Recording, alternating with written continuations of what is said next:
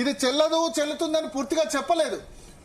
High court చెప్పింది ఏంటంటే stay అని చెప్పింది, 6 వారాల తర్వాత మళ్ళీ విచారణ ఉంటుందని చెప్పింది. 6 వారాల్లోపు 4 వారాల్లోపు గవర్నమెంట్ రిప్లై ఇవ్వాలి, మరో 2 వారాల తర్వాత పిటిషన్ రిప్లై ఇవ్వాలి. అంటే నవంబర్ 25 వరకు హైకోర్టులో మళ్ళీ కేసు చెల్లుబాటు కాదు.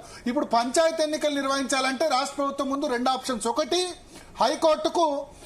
హైకోర్టు నుంచి సుప్రీంకోర్టుకు స్టే ఎత్తివేయమని వెళ్ళాలి, లేదా ఈ 42% రిజర్వేషన్లు తీసేసి 50% లోపు రిజర్వేషన్స్ రెస్ట్రిక్ట్ చేసి ఎలక్షన్ వెళ్ళాలి. లేదంటే నవంబర్ 25 వరకు మళ్ళీ హైకోర్టులో వెయిట్ చేయాలి.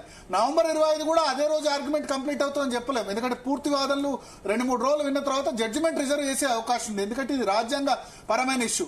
సో 42% రిజర్వేషన్లు చేపట్టాలంటే మాత్రం సుప్రీంకోర్టుకు వెళ్లకుండా హైకోర్టులోనే ఉండాలంటే కనుక ఖచ్చితంగా ఒక 2-3 నెలలు పడుతుంది. సో సర్పంచ్ అభ్యర్థులు, ఎంపీటీసీ, జెడ్పీటీసీ అభ్యర్థులు మీరెవరు తొందరపడకండి, ఎందుకంటే ఈ ఎలక్షన్ అంత తొందరగా అయ్యలేదు. ఒకవేళ కావాలంటే ఒకటే మార్గం, 42% రిజర్వేషన్లు పార్టీ పరంగా ఇస్తామని కాంగ్రెస్ పార్టీ చెప్పి వెళ్తే మళ్ళీ రిజర్వేషన్లు 67% నుంచి 50% చేసి దానికి మళ్ళీ రాష్ట్ర ప్రభుత్వం 50%కి అనుగుణంగా రిజర్వేషన్లు ఫిక్స్ చేయాలంటే మళ్ళీ ఒక వారం 10 రోజులు. పార్టీ పరంగా ప్రభుత్వం ఇస్తే అప్పుడు ఎవరి అభ్యంతరం ఉండదు. పార్టీ పరంగా కాదు కదా, కాంగ్రెస్ పార్టీ పరంగా, ప్రభుత్వ పరంగా కాదు. సో ఇచ్చుకోవచ్చు, వాళ్ళ ఇష్టం. సో మనతో పాటు అడ్వకేట్ శరత్ గారు ఉన్నారు ప్రస్తుతం. శరత్ గారు మొదటి నుంచి చెప్తున్నారు, మన డిఎన్ఏ డిస్కషన్ లో ప్రతిరోజు చెప్తున్నారు ఇది చెల్లదు, టెక్నికల్ గా కరెక్ట్ కాదని శరత్ గారు చెప్తున్నారు. శరత్ గారికి వచ్చేపట్లో మనతో పాటు జాయిన్ అవుతారు. సో మన డిస్కషన్ లో మెజారిటీ ప్యానలిస్టులు కూడా ఇది చెప్పారు, ఇది లీగల్ గా చెల్లుబాటు అయ్యేందుకు అవకాశాలు చాలా తక్కువ అని చెప్పి. అయితే 2 సార్లు హైకోర్టు మొదటిసారి స్టే ఇవ్వలేదు, ఇవాళ స్టే ఇవ్వలేదు. చాలా మంది ఏమనుకున్నారంటే నామినేషన్లు స్టార్ట్ అయినాయి కదా ఇంకా ఆపదు కదా అని అనుకున్నారు.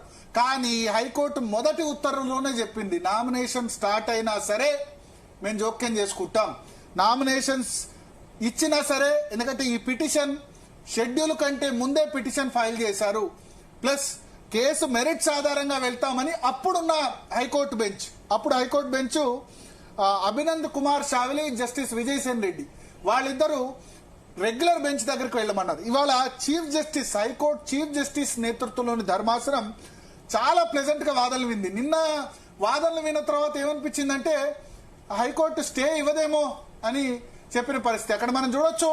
అక్కడ బీసీ సంఘాలు హైకోర్టు దగ్గర గొడవ చేస్తున్న పరిస్థితి, బీసీ సంఘాలు హైకోర్టు దగ్గర ఆందోళనకరమైన పరిస్థితి మనకు కనిపిస్తోంది. బీసీ సంఘాలు, అడ్వకేట్లు, ఆర్కుస్టే వాళ్ళంతా నినాదాలు చేస్తున్నారు, ఈ బీసీ రిజర్వేషన్లు అడ్డుకోవడం కరెక్ట్ కాదంటూ హైకోర్టు దగ్గర ప్రొటెస్ట్ చేస్తున్న విజువల్స్ మనం లైవ్ లో చూస్తున్నాం. మనకు అక్కడ ఆర్కుస్టే కనబడుతున్నారు, తర్వాత పిటిషనర్లకు వ్యతిరేకంగా నినాదాలు చేస్తున్నారు, జై బీసీ అంటూ వాళ్ళు నినాదాలు చేస్తున్న పరిస్థితి మనకు హైకోర్టు ప్రాంగణం దగ్గర కనబడుతుంది. మనకు హైకోర్టు న్యాయవాదులు చిక్కుడు ప్రభాకర్ ఇక్కడ కనబడుతున్నారు, ఆర్కుస్టే కనబడుతున్నారు. చాలా గందరగోళ వాతావరణం మనకు హైకోర్టు ప్రెమిసెస్ లో కనబడుతుంది. ఇప్పుడు 2-3 ఆప్షన్స్ మాత్రమే మనకు ఉన్నాయి వైశాలి, రాష్ట్ర ప్రభుత్వానికి ఉన్నాయి.